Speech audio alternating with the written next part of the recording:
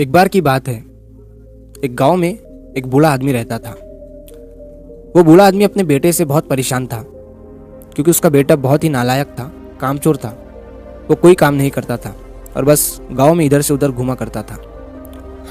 तो एक दिन उस बूढ़े आदमी ने सबक सिखाने का सोचा। उसने अपने बेटे को अपने पास बुलाया और उससे कहा कि बेटा, घर के अंदर अलमारी में एक घड़ी रखी हुई है, तुम उसे निकाल कर लाओ। लड़का घर के अंदर गया और उस घड़ी को बाहर निकाल कर लाया। फिर उसके पिता ने उससे कहा कि अब तुम एक काम करो, इस घड़ी को अपने साथ बाजार में लेकर जाओ और जितने लोग भी तुम्हें मिलेंगे सबसे तुम इस घड़ी की कीमत पूछ कर आना। अब वो लड़का उस घड़ी को लेकर बाजार में चला गया। उसने बाजार में सभी लोगों से उस घड़ी की कीमत पूछी। किसी ने उस घड़ी की कीमत 500 बताई, किसी ने 1000, तो किसी ने 800। सभी लोगों ने उस लड़के को उस घड़ी की कीमत अलग अलग बताई और कई लोगों ने एक जैसी।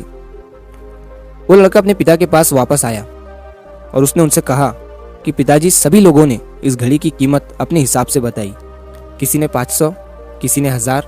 तो अब उस बूढ़े आदमी ने अपने बेटे से कहा कि बेटा ठीक है, घड़ी को तुम अलमारी में रख दो और जाओ। अब अगले दिन फिर से उस बूढ़े आदमी ने अपने बेटे को अपने पास बुलाया और उसे फिर से अलमारी से घड़ी लाने को कहा। लड़का फिर जाता है और अलमारी से घड़ी निकाल कर लाता है। और अब उस बूढ़े आदमी ने अपने बेटे से कहा कि बेटा जाओ और आज तुम इस घड़ी के अंदर जो समय चल रहा है उसकी कीमत पूछ कर आओ।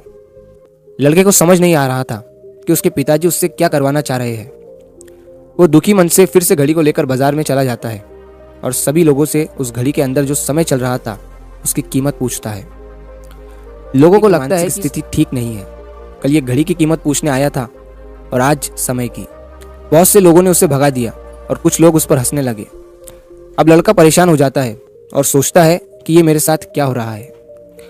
तभी वो आखिरी बार एक बूढ़े आदमी की दुकान पर जाता है। वो बूढ़ा आदमी बहुत व्यस्त था। वो लड़के का सवाल सुनते ही समझ गया कि लड़का उससे क्या पूछना चाह रहा है। उस बूढ़े आदमी ने अपना कुछ समय निकालकर लड़के से कहा, बेटा, ये जो समय है ना, जिसकी तुम कीमत पूछ रहे हो, इसकी कोई कीमत नहीं लगा सकता है। तुम करोड़ों रुपए देकर भी अपनी जिंदगी का एक सेकंड वापस नहीं ला सकते हो। इसीलिए इस टाइम का सही उपयोग करो। टाइम की एक अच्छी बात है और एक बुरी बात है। बात यह है कि टाइम गुजर जाता है और अच्छी बात यह है कि तुम उसे किन चीज़ों में गुजारते हो ये तुम्हारे हाथ में होता है।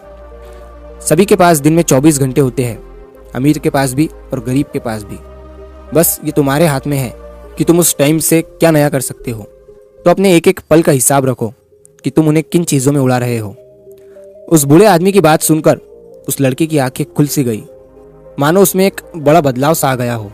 और फिर वो अपने पिताजी के पास उस घड़ी को लेकर गया और उन्हें सारी बात बताई। और उस दिन के बाद से उस लड़के की जिंदगी बदल गई।